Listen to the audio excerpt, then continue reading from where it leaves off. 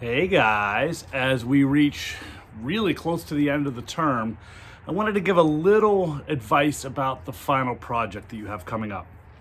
Um, I'm hoping some of you have seen this by now, but what your final project is not, it is not a paper that will continue the research that you've been doing. For some of you, this is going to be maybe disappointing because you love the research, and that's awesome. I love that. For many of you, this might be a big relief that there's not a major writing assignment at the end. What this assignment asks you to do is really bring together all of the different elements we've talked about in the course. It is a multimedia PowerPoint presentation where you will talk about all of the different things we've learned, like historical lenses, historical bias, the importance of history to your life.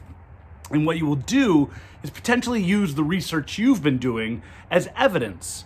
So for example, when you discuss the different historical lenses, you might talk about how viewing the rule of Mao through the political lens would look like this, whereas looking at it through the economic or social lens might look like something different. So you can still use the evidence that you've done through your research. But I do want to give a little bit of advice, and I'm going to try to walk you through them. One, make sure that you have all of the different things that are asked for in the prompt. There are specific slides that you are asked for. Make sure you have them all. Don't forget any. It's an easy way to kind of mess up what is a pretty big part of your grade. So just make sure you have all the different elements. Two, this is a multimedia presentation, which means I don't want to just see slides that have paragraphs of text, of information.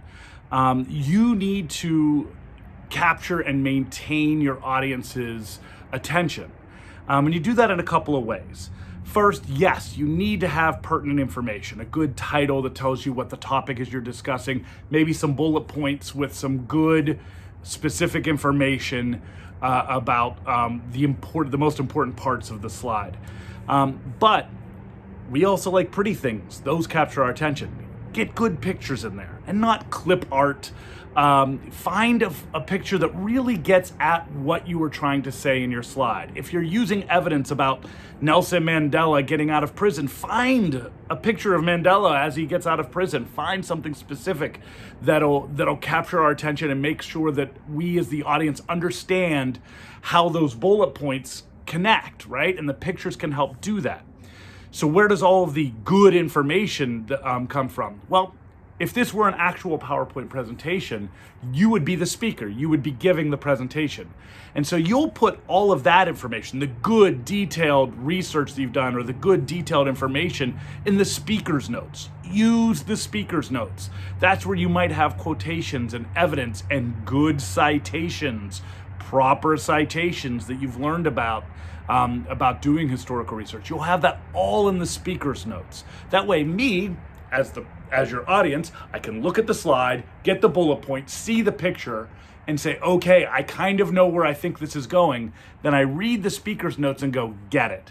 That's great evidence. That supports your points. That's awesome. That's really important. A third big thing in this final presentation is make sure there are no careless errors. Capitalize things that need to be capitalized. Make sure you have proper punctuation.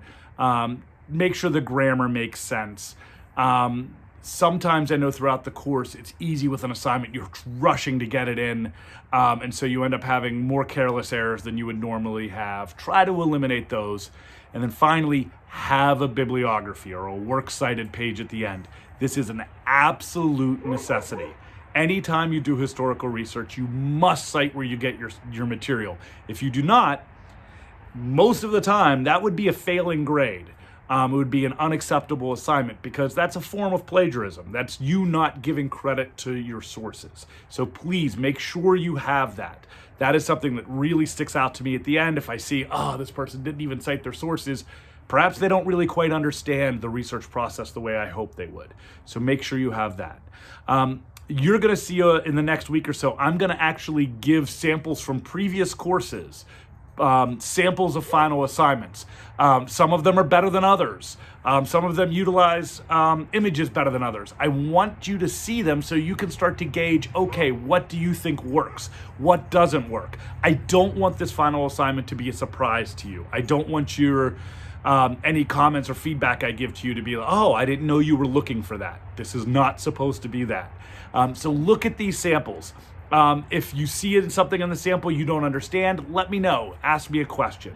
I think this is going to be a great time for all of you to shine. This is over 10% of your final grade, so it's an important thing in that context. But I also think this is something that all of you can do very well. I've been very impressed by what I've seen so far, and I can't wait to see how the final assignment comes through. Good luck, and as always, I'm here if you need me. Please email if there's any issues you have along the way. Thanks.